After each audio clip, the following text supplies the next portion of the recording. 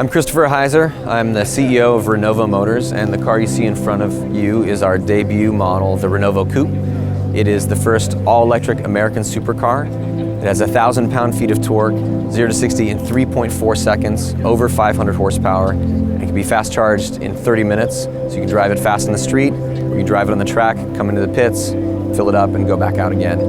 It's a car that's based on a genuine CSX 9000 chassis from Shelby American. It's factory modified by Shelby and delivered to our facility in the Silicon Valley, where we assemble, test, and ultimately deliver the cars to our customers.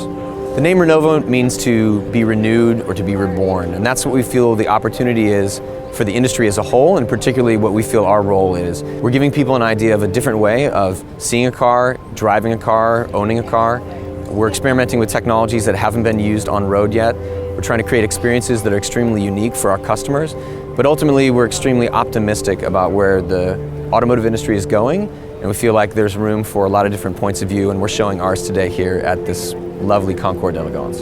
The range of the car is 100 miles. We could have given it a lot more range, but it would have made the car a lot heavier than its 3,250 pound curb weight. And for a sports car that we want people to drive on the street and track, lightweight and handling are extremely important, just as important as power. So we felt like we've built something that's extremely balanced and usable. It goes into production the first half of 2015, and we'll be making our first deliveries before the end of 2015.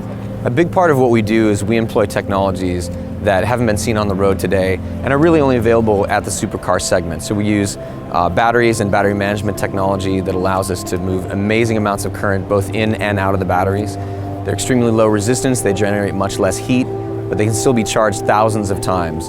So these are the types of things that companies that are pushing the technology to their limit can do, and vehicles like ours allow us to demonstrate it and get it in the hands of customers so that they can drive it on the street and enjoy it. So we wanted something that was classic and instantly identifiable as American. So that brought us to only a few companies that made sense for us to work with. Shelby American is a fantastic, iconic American brand. And this car, patterned after the original 1964 Daytona Coupe, but updated to be a modern supercar, and then further updated by us with brake upgrades, suspension upgrades, ABS, traction control, variable assist, electric power steering. We really wanted something that looked gorgeous, but at the same time would be a very modern and fun car on the street. We're thrilled to have done something with such a great car as this. And really the story of companies like Shelby and Gurney and Edelbrock are inspirations to us that American companies can build performance cars and create enduring and lasting stories in the automotive world. The original designer of the car was a gentleman named Peter Brock. He designed the 1964 car, which won Le Mans in its first outing in its class. He redesigned this car to be a modern supercar, but he kept all the classic lines and proportions that made the Daytona such an iconic vehicle. The Daytona Coupe was the first vehicle to be registered in the official American Registry of Historic Vehicles. There were only 6 of the original car made. And it's a very special car, near and dear to our hearts. So to be able to build a EV supercar on a platform derived from that original chassis was a real honor. My background in Silicon Valley for about 2 decades, working in product development, technology, mobile, software, the things that people do in the Silicon Valley. Someone asked us yesterday, why jump into the automotive industry? What made you do that? And we feel the automotive industry has really come to us. If you look at the technology in these cars, battery management, software, integration, these are all the technologies that we understand well in the Silicon Valley, and the types of teams that are necessary to build them we can recruit from. We can build extremely scalable organizations. We were founded in early 2010, so we've been working in stealth mode for 4.5 years.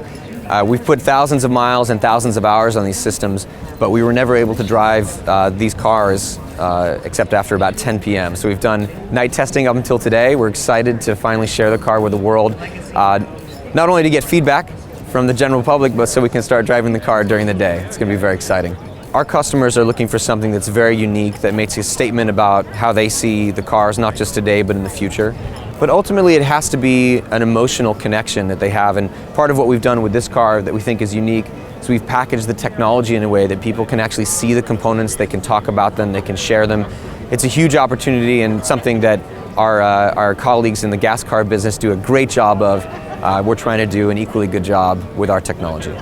I was a mechanical engineer in school, but even before that, I've loved cars. I still remember the first time a friend of mine showed me a picture of the Yellowbird roof driving around the Nürburgring.